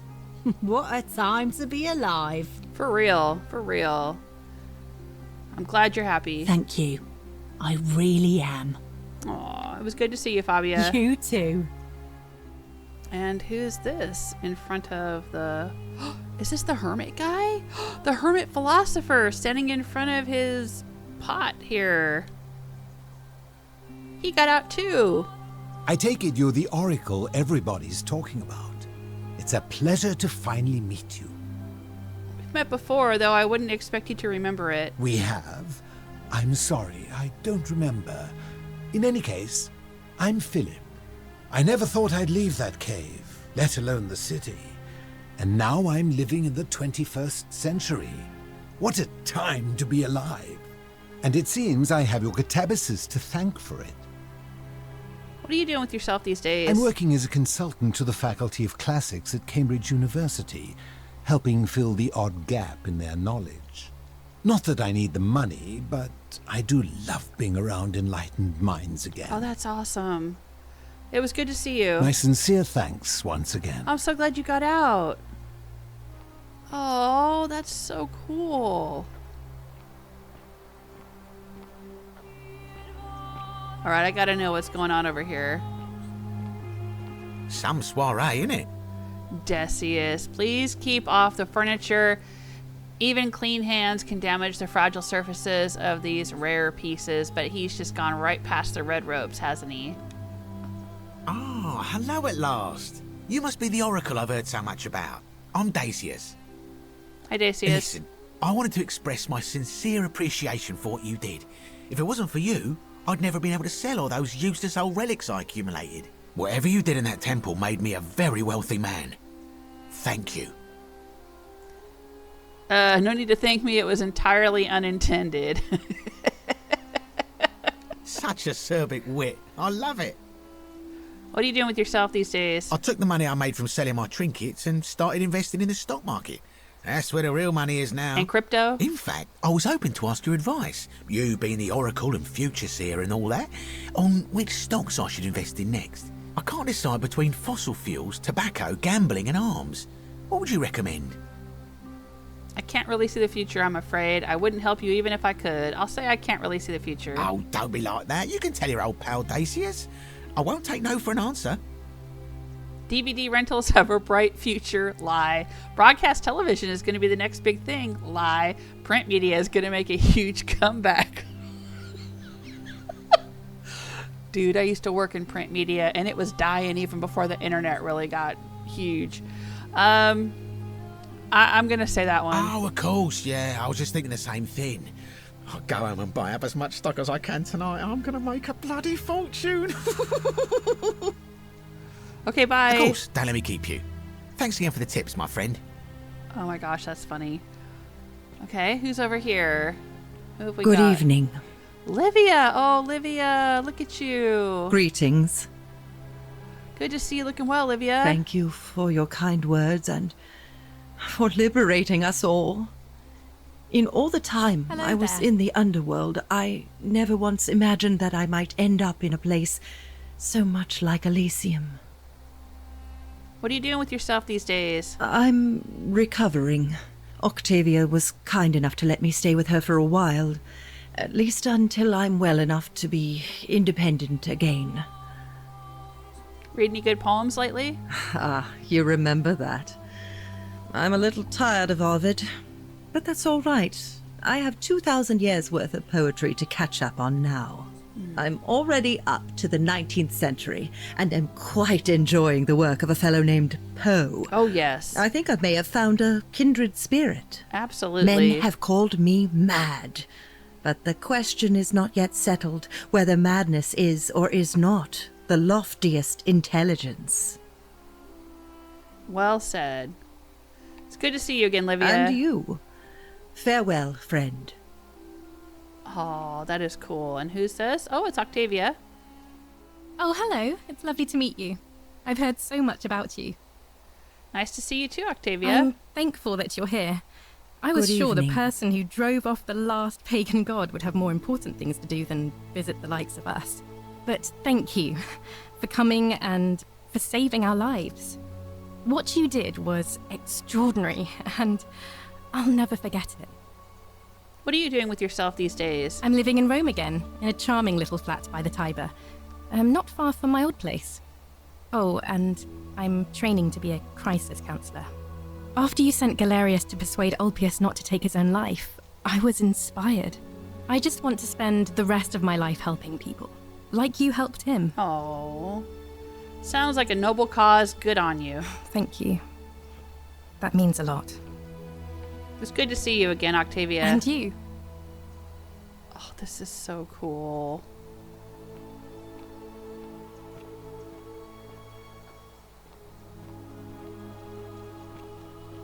Oh, nobody's standing in front of this one. Is this Kabash? It is an honor to finally meet you, Oracle. You know my name? Oh, of course. You are an Oracle. You know many things. I too would like to offer my thanks for releasing us from that place and for your role in bringing us here. This world is truly wondrous. What are you doing with yourself these days? For a time, I returned to Alexandria, but they have no need of another fisherman, and I came to see there is nothing for me there. Instead, I have decided to follow the custom of your youths and backpack the world. It is a great adventure, and I have met many people from many cultures. I spent the first 25 years of my life avoiding the 42 sins that would deny me access to the afterlife. Now, I think it is time I had some fun. Good luck. Thank you. It's good to see you, Kabash. Thank you, Oracle. Nice. Yeah, I guess Hannibal was that skeleton that was in the cistern, so we're not going to see him here. Probably. Sentilla. Hello there. Is that Ulpius with you? Oh, I go by Gabriella now. I didn't want to be reminded of that monster every time I heard my own name. Yeah, I don't blame you. After you drove Pluto off, Proserpina came and released me, and that monster got what was coming to him. I'm sorry, I had no idea. Sounds like he got what he deserved. Mm-hmm. What are you doing with yourself these days? I'm living with Ulpius on a little vineyard in Umbria. It's even more wonderful than I dreamed it would be. I'm so grateful to you for making sure he's still with us. If you're ever passing through the region, I hope you'll come and visit us. You can try some of our very own wine. Okay, I might do that. Thanks. Good to see you, Gabriella. Thanks. You too. And Ulpius. It's nice to finally put a face to the name. I'm Ulpius. Good to see you too, Ulpius. I understand I have you to thank for sending Galerius to save my life. The way you just showed up out of the blue and stopped me from making a terrible mistake. I'll be forever in your debt. What are you doing with yourself these days? I'm living with Gabriella in Umbria. We finally bought the little vineyard we always dreamed of. It'll be a little while before we know what we're doing, but every day I look at her and this extraordinary new world with all its beauty, and I think, what if I'd given up hope and missed out on all of this? So we're living each day to the fullest. And we end them all the same way, sitting together on our terrace with a glass of our wine, which the locals say is almost drinkable now, and watching the sunset over the rolling hillside. And I couldn't be happier. I'm so glad you're happy. Thank you. I wouldn't be here without you. It's good to see you, Ulpius. You too. All right, and these two, is this Rufius and Virgil? Are they a couple now? I'm gonna start with Virgil. It's so nice to finally meet you. I've heard so much about you. Good to see you, Virgil. I wanted to thank you personally for getting us out of there. And for helping Rufus come to terms with himself. He may come off a little gruff, but once you get past that, he's a lovely fellow. What are you doing with yourself these days? I'm studying to be an architect again, and living with Rufus in our beautiful flat in Rotterdam. Just down the river from Nijmegen, where I grew up. Of course, it's improved immensely since I was there last. Gleaming futuristic buildings and clean streets full of educated, accepting people. You natives of the 21st century have no idea how fortunate you are. Yeah, I know. It was good to see you, Virgil. You too. If you're ever in the Netherlands, we'd love to show you around. It's the least we could do. Thanks, Virgil. All right, Rufius. How are you doing? Nice to meet you. Good to see you too, Rufius. I go by Rufus now. New start, new name. Oh, and thanks, by the way, for what you did. Sorry, I'm no good with The mushy stuff. What are you doing with yourself these days? I live with Virgil in Rotterdam, not far from where he grew up. It's very modern. Destroyed in the war, and it rebuilt itself. Good place for a fresh start. Haven't decided what I'm going to do with my life yet. One adjustment at a time. It turns out you were right. The statues really were watching us. Good to know. Anyway, it was good practice for the new world. Security cameras and smartphones everywhere. Got to stay vigilant. Yeah, that's unfortunately true. Well, it was good to see you again, Rufus. You too.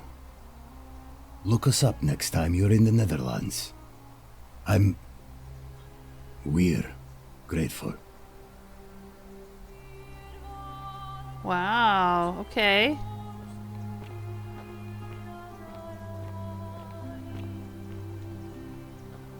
What's out here?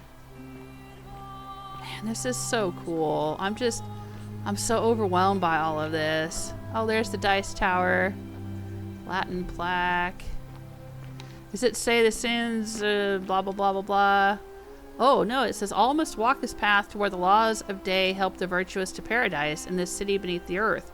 The ravenous hunger of the avaricious is sated at the banks of the stream, but in vain, for none from here may return. Ooh. I don't know if I saw that in this city. Is that garum? And a Christian carving.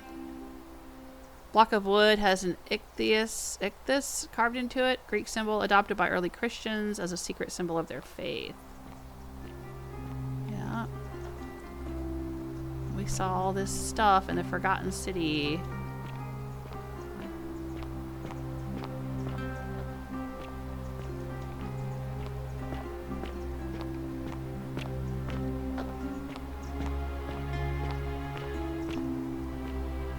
There's the moon. Oh, that's cool. There's the Greek plaque. Hades, Lord of Many. A lyre and a vase.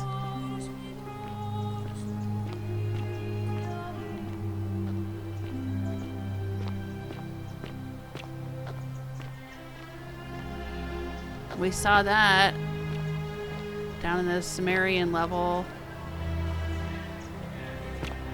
Sumerian plaque. The sins of the one shall become the suffering of the many. Yep. Sumerian object. Strange object in the shape of a suitcase. We'll probably never know what this is for. Yeah, but I read online that they suspect that these objects were used as weights for merchants' scales. And people would have their own weights because they didn't trust the merchant. So they'd carry these around with them. I don't know, maybe it's just a theory. Sumerian plaque. Nurgle, the fierce one. Yep.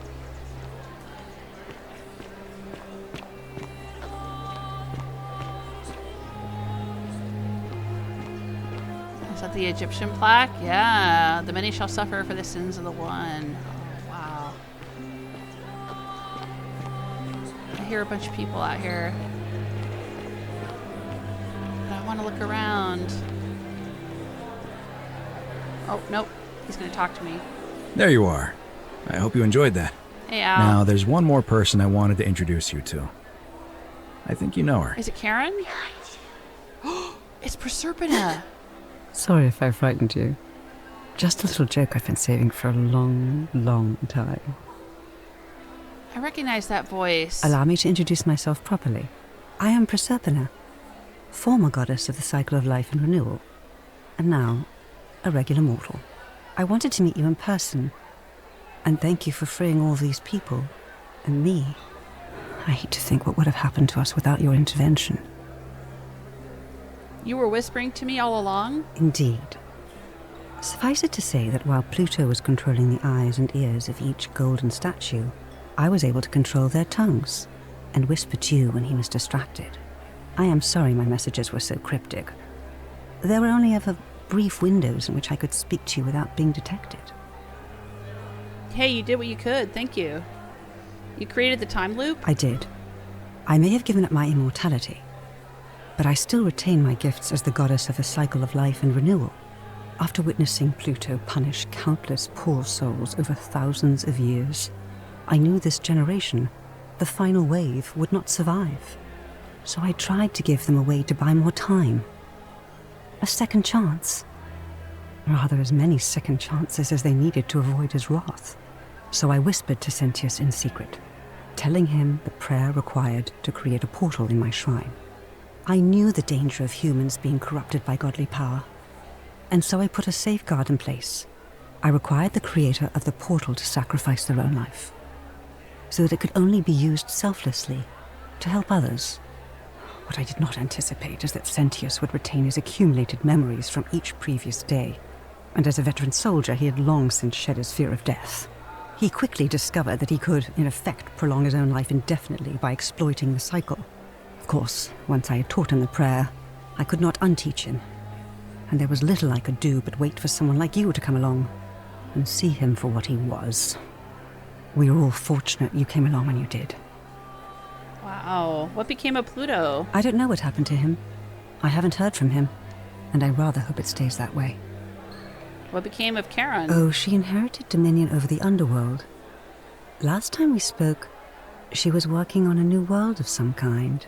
She wouldn't say what it was, but I'd be surprised if you don't run into her again. I imagine we all will, one day. Oh, what, is she the devil now? Is she controlling hell? Or is she creating heaven? It was nice meeting you. And you. Although it feels like I've known you forever. Oh, and one last thing. Do you remember all those golden statues scattered throughout the city? Yeah. Good.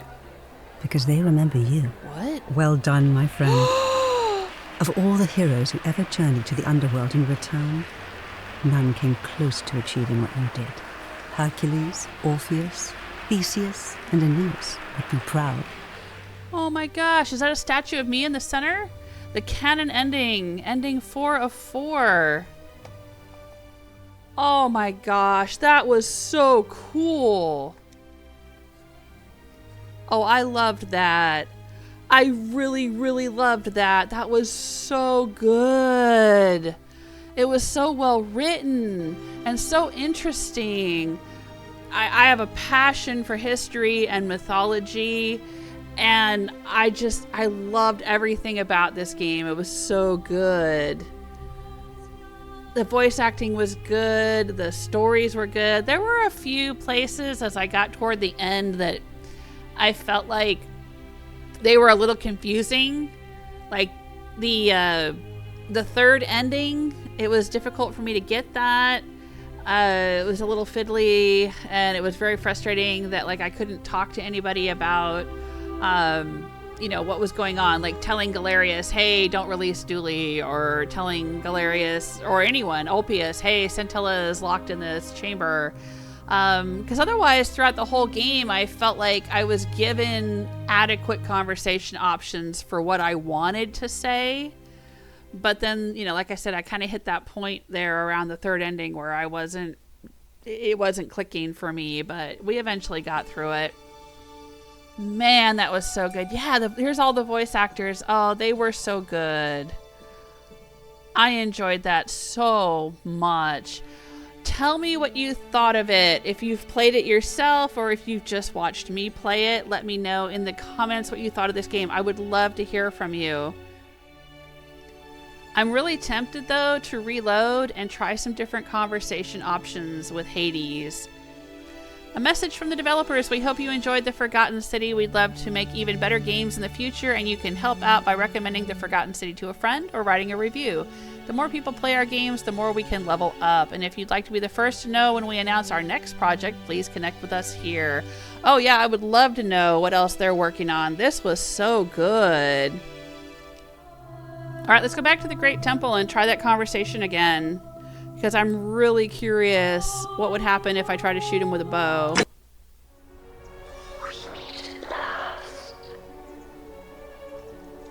Can I run over here and talk to her?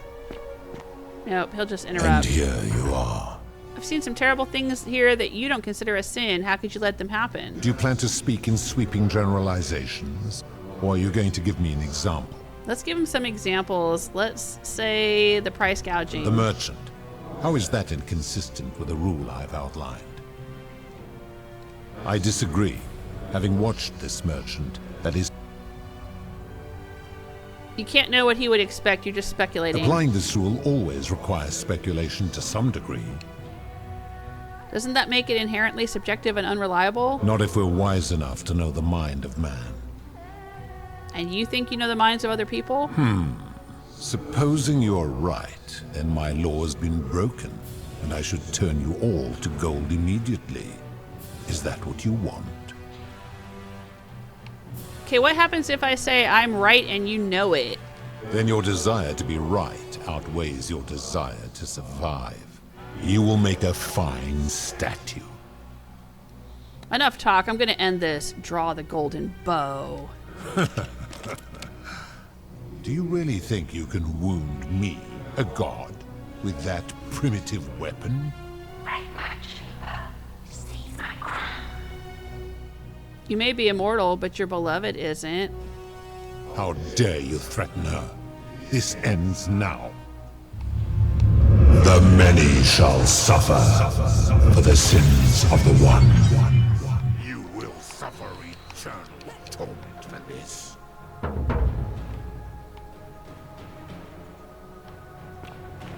I took the crown.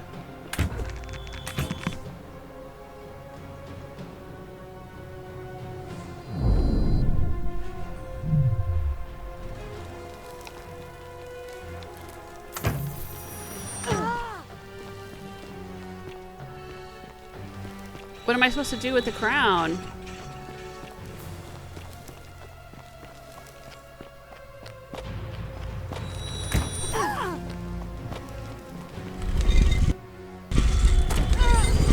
Oh no, I turned into gold.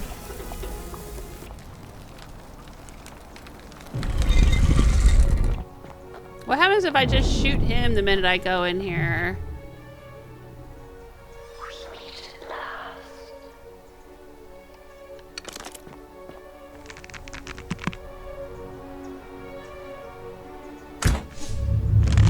The many shall suffer.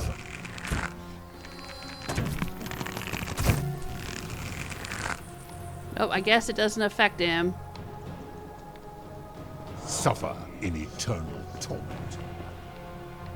Oh, I can't go that way.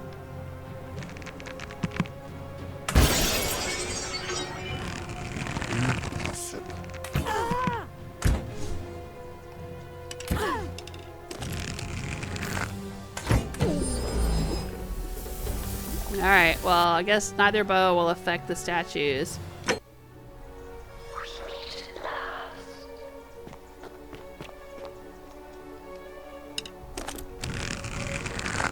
And here you are.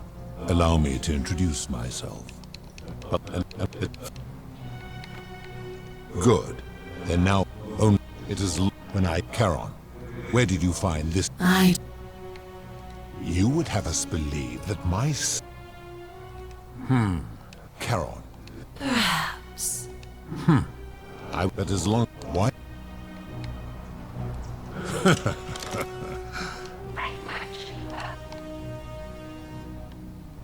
Pathetic. The many shall suffer for the sins of the one.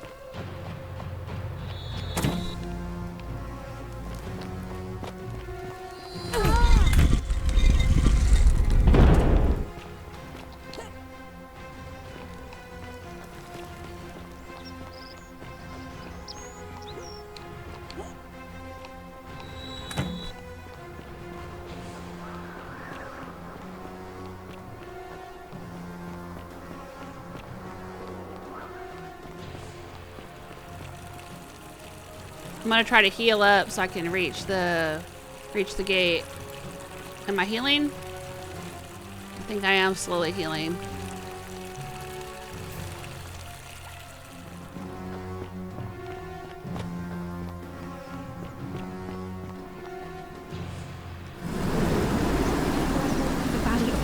Death, I will fear no evil, for thou art with me. Oh my gosh, are they all hiding here? Finish the job. Go on. Oh, that's crazy.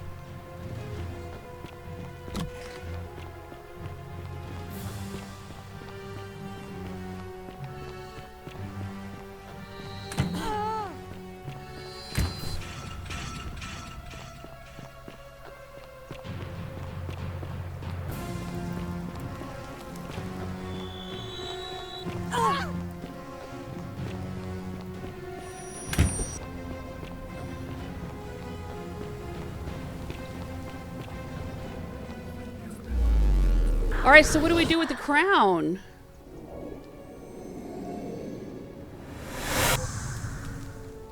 Proserpina's crown. What do we do with this? The crown worn by Proserpina.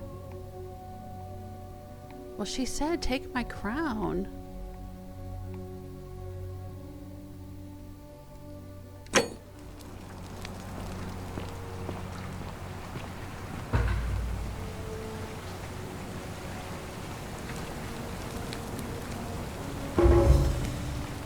Salve, friend.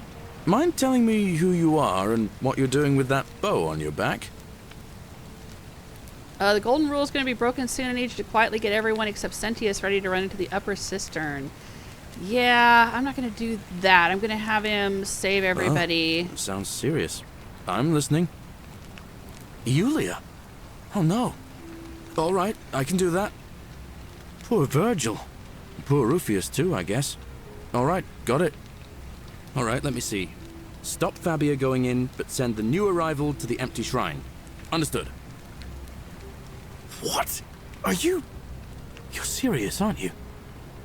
I doubt Domitius will let me talk to him, but I'll make sure he passes on the message. Okay. I'll go, but once I'm done, I'll need you to tell me how you know all of this. All right, now what are we supposed to do with the crown? Am I supposed to go back to the temple?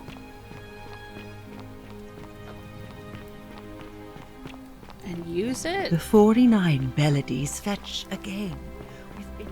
It doesn't look like I can put it on. I was thinking maybe I could wear it and it would protect me from being turned into gold. Fabia, listen. There's a troublemaker coming into the city. I know, and I'll take care of him. Just go and hide, but not in the empty shrine. Wait,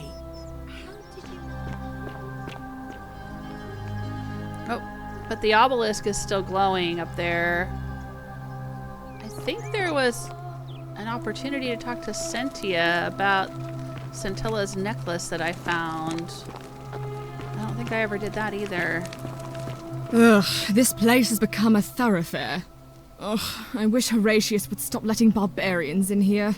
What do you want? Can we talk about Sentilla? Oh, you heard about her disappearance, I take it. I found her. Your father has been keeping her tied up in the upper cistern. What? Is this some kind of crude commoner joke? It's no joke. No, surely not. Father, is this true? I'm afraid it is. I don't understand. Why? Why would you do such a thing? Because she found a way out. And if you're wondering why I'm telling you this, it's because you're never going to remember any of it. All I have to do is commit a sin, and the day will begin again. Watch this. I'm going to kill you now. The many shall suffer for the sins of the one.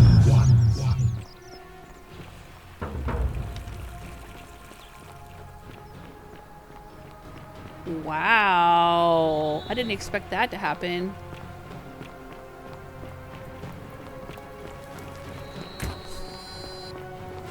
It's almost as if you're trying to extend my lifespan.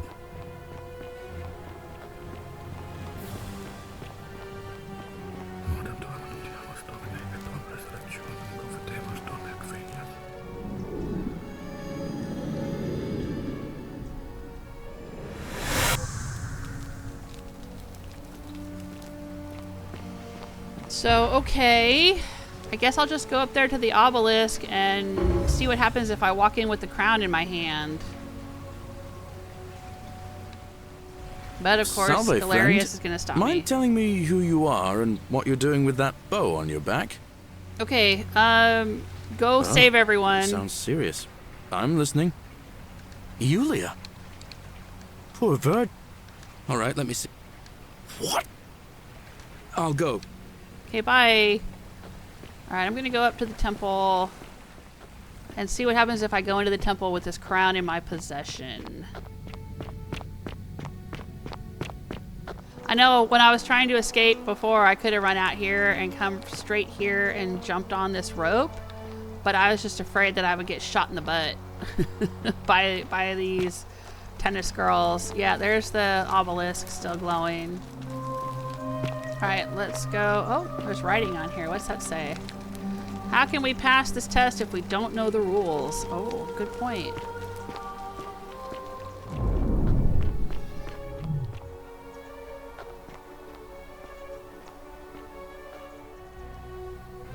See this? It's Proserpina's crown.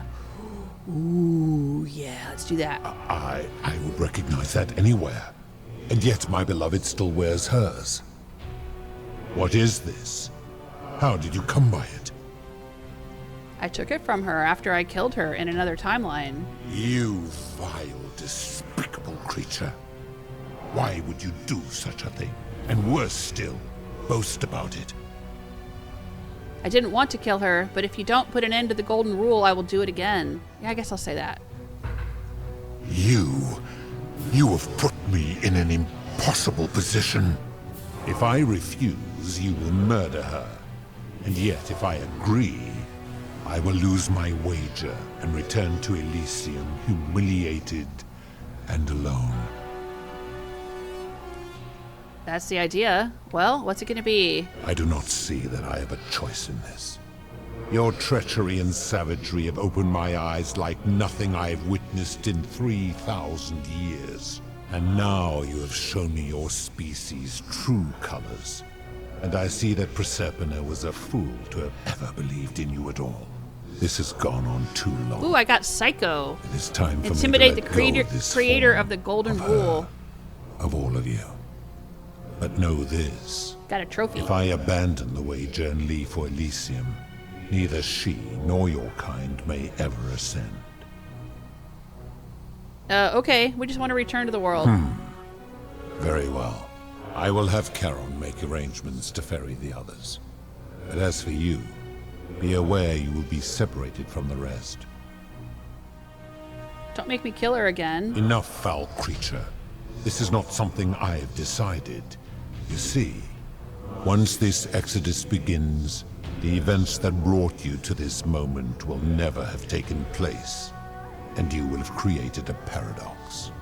What will become of you is difficult to predict, but that is the risk you have taken by interfering in the natural flow of time. Now, are you ready? Sure, let's get this over with. You had best pray our paths never cross again, mortal.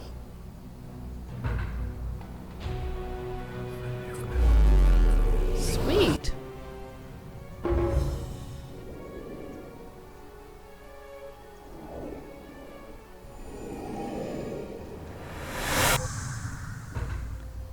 And now I'm back with Al. So this is probably going to proceed just the exact same way that the previous fourth ending did, but I guess there's different ways to get to that fourth ending. And one of them is talking him through all of that. I guess I had a lot to talk to him about because I had talked to everyone in town and found out everything that was going on in town, and so I was able to just talk him into it.